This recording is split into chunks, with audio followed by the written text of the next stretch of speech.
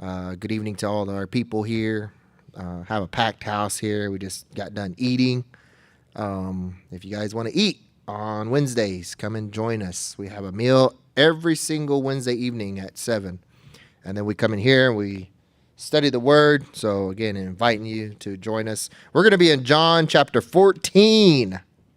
John chapter 14. And these verses come to me through some reorientation, I guess you could call it. I have officially resigned my position at my job, and I'm transferring to another department within the tribe. So I'm no longer the director of the gaming commission. I'm now the director for communications. Huh? Really? Transfer to Property. property?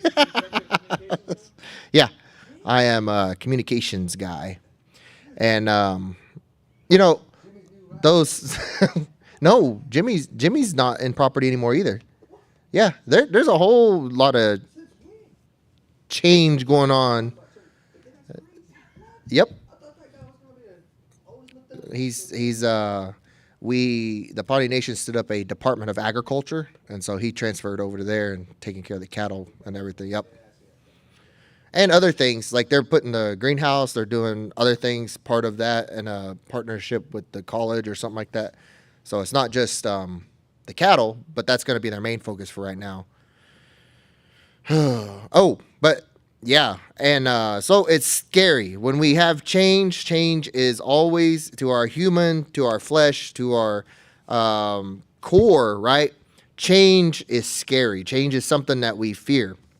But when Jesus was in his ministry, he kept he kept encouraging the disciples. He never once said, he never once gave discouragement to them. And in here, we're going to see where he is trying to let them know that, again, over and over, time and time again, he was letting them know that he wasn't going to be here forever in this form. He was here to accomplish a mission, take away our sin debt, pay for it all, and conquer death. But they weren't listening to him. But here, maybe we might get a little glimpse of what he's trying to tell us. Chapter 14, verse 27, it says, "Peace I leave with you.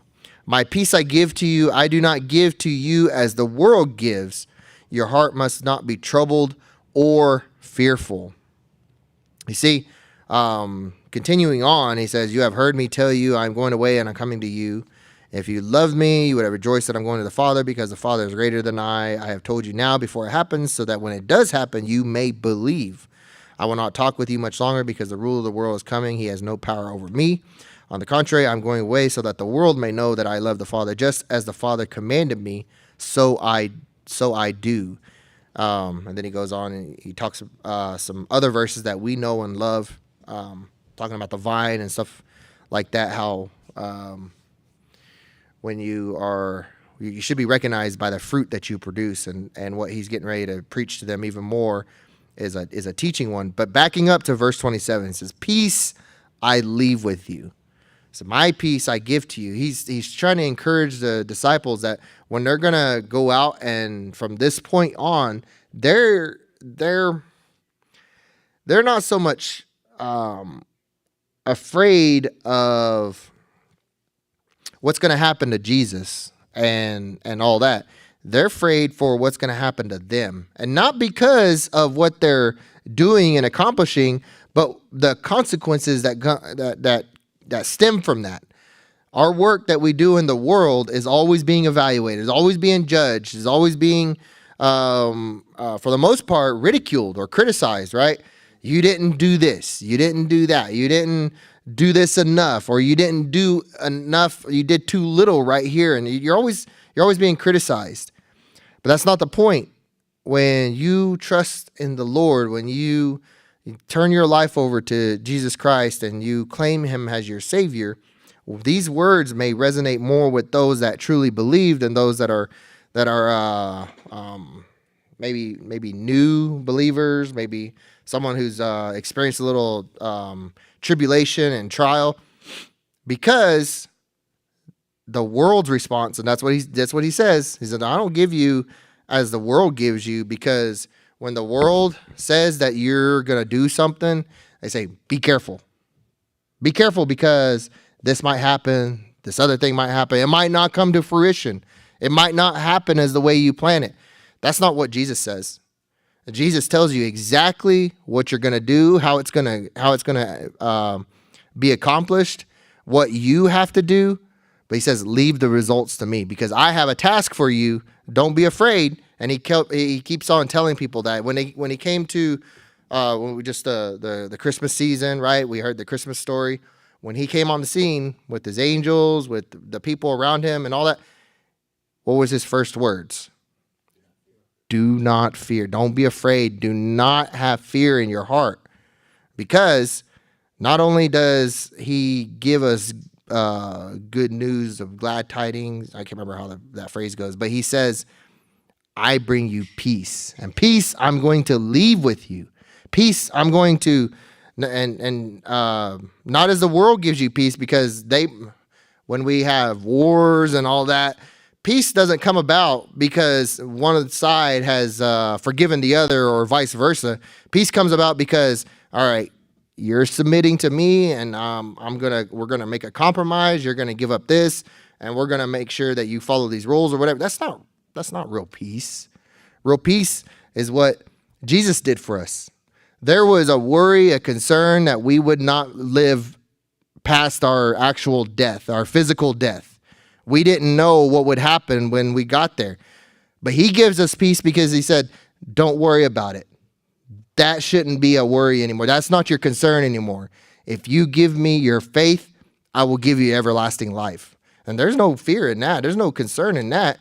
You don't have to worry about that death, right? Then you can accomplish the things that God set out for you to accomplish. That's what he says. Your heart must not be troubled or fearful. And then he explains, you have heard me tell you the prophecies. And he tries to enlighten them a little bit more. But we've been told this whole time. When he has drawn you out, right? He's given you a task. He's hopefully blessed you with the gifts, or he's still equipping you to be able to carry out that task. And then he says, go. He gives what we call the Great Commission to everybody, that once we've done what we are supposed to do with that relationship, we then go out and we testify about it. We tell other people about it, because that's going to create more. That's going to in turn bless more people, because they're going to come to know God through your experiences, through what you've done, what you have accomplished, and then they're going to get a little taste of it. They're going to get a little taste of love and that peace that he's talking about. Little bit, just enough to draw them a little bit close and be like, you know what? I want to trust in our Lord and Savior. I want to know what that experience is like. I want to know what that love is like. And then I want to know what that peace is like. And that's what I was thinking about. Not so much the change in the environment, because I'm not going to be going very far. I don't have an office that's specified yet, but we're working on that. And so for the office that I've been in for, was it 8 years now? Almost 8 years. I have to make some changes there, because I'm not going to be in that spot, but I have something new to look forward to. Maybe I get some actual new furniture, because the same furniture I've been using for the past 8 years in that spot. So again, it's something to look forward to. It's something to not be concerned about. See, and to be honest, it's a brand new area of skills that I have been building. You guys know the whole story about all this live streaming and all that type of stuff, but it's going to be actually for a government and for a government entity communicating with its constituents, whether that's the tribal members, the vendors, the employees, any of that type of stuff. And that's going to be awesome and amazing. But if you didn't have the skill sets and looking into a new job, you might be a little bit fearful. but not if you trust in the Lord. Not if you trust in the Lord and say, you know what, you've set out this path for me, and I trust you. You're going to give me the skills I need. You're going to put me in the right spots I need to be in. You're going to give me the time to be able to accomplish these things. Just like he says here, it's peace that I give you. I don't give you worry and concern. It's peace. Peace knowing that you're trying to accomplish the mission I set out for you, that you're trying to accomplish that task. You're going to use the skills that I have been building up in you. You might, if you're changing those types of things, you might stumble upon a gift or a blessing that you didn't know that you had, right? You didn't know that you could manage a crew, or for teachers, I don't know, like kids, you didn't know that you could handle that size of class or be responsible for those types of things. But that's the path he set you on. That's the path that he's blessed you with, and that he's going to make sure that you succeed. And it's not maybe something that you do forever. I thought it was going to be in gaming forever. I still have a commitment elsewhere, that's going to allow me to remain connected loosely with the industry, but not like it's been for the past 17 years. This is a total career change for me. And that's good, because that's what I've been praying for. I've honestly been praying to get out of that environment, get out of that atmosphere, because, it's just not, there's not a whole lot of progress, and I'm all about pushing ahead, moving forward, and all that type of stuff. I work from home for another job. That's where everybody should be working. If you're not in a customer service job, you need to be working from home, whether that's, answering phone calls or doing books or just even consulting. You should be doing those things, because there's no need to travel anymore. We have computers, we have all this technology, we have all these things. And I know there's some industries where you actually have to work with your hands and all that type of stuff, but everything else, why not? Why not, when we pull up to a drive-through, that we're talking to somebody in India or Greenland or something like that, they're just talking to you over a speaker. They could take your order. I don't even talk to those guys anymore. I use my app. I spend all my points at McDonald's. Hey. But that's what I'm saying. There's a lot of opportunity out there, and actually nobody should be without a job. If you really want to work, if you really want to commit yourself, you want to be part of the community and be a positive contribution to society, that you should be working, because there's a lot of opportunities out there to be working, or just even volunteering just to keep your time. There's a lot of older people that don't really have a career now. They volunteer and just help out where they needed, and that's what he's talking about. That's what Jesus is exactly talking about. He's saying, don't worry about those things. That's what Matthew, when he was doing his Sermon on the Mount, what it really talks about when he says, how the birds, they fly around. They don't have hands to be able to gather food, yet the Lord feeds them. He said the flowers, how beautiful they are, and they don't even try. The flower can't dictate what it grows, but the Lord blesses them with beauty. And how much more are you important to the Lord than all these other things that he was talking about? He says, you serve the Lord will bless you. And that's what he's trying to reiterate here. He's saying he's trying to get the disciples ready for his departure, but he's telling them the same exact thing. Don't worry about it. Serve the Lord. And it's peace that you're going to get. It's not going to be worry, fear, and all these other things. You're going to get peace. And he's telling you that. He's telling you all these other things are going to happen so that when you encounter them, when you encounter those trials and tribulations, all them tests and them downfalls and all that, you're not surprised. It's going to happen. At some point, it's going to happen. But you know what? He prepared you, and he's taking you somewhere better. He's taking you somewhere greater than what you've ever experienced. And you don't have to worry about even dying, because once your body passes away, you're going to have everlasting life. As long as you trust him, as long as you are faithful to God, as long as you serve him, that's what's going to happen. There's nothing to be worried about. There's no concern. There's no fear. Trust in him. And that's all I have to to share this evening, thinking about, changing careers and all those for all of you guys out there. Maybe this new year has brought in a new opportunity for you to be able to do something else. And maybe you're a little bit fearful. Maybe the world has crept in a little bit and said, well, what about this? What about that? Don't worry about it. If God set it out before you, he's blessed it already. He's blessed you. He's going to equip you. He's going to take care of you on that path. And so, any questions, any comments at this time? Having a peace of mind is real, right? Like, financially, you get your paycheck, you're like, all right, that peace that you really do feel peace. Okay, back to square one, right? Bills take care of. Got this money for this money for that. You have a real peace of mind. Like your health, you get a good health report. You get a peace of mind. Okay, everything's not as bad as I thought it was, or everything's good. Like that's real to have a peace of mind, or getting a good grade on a test or something like that. That's real peace too. Jesus saying he gives not as the world gives, because God is limitless. So yeah, that paycheck does give us a peace of mind, but we're going to need more money soon. Yep. That health being good does give us a peace of mind, but we still finna die whenever we die, right? Still the breaking the peace bread. the peace that Jesus gives us is, it doesn't go away. Yep. Like, you having your salvation solidified in Jesus, there's what takes it away? Nothing. Nothing can stop what Jesus did.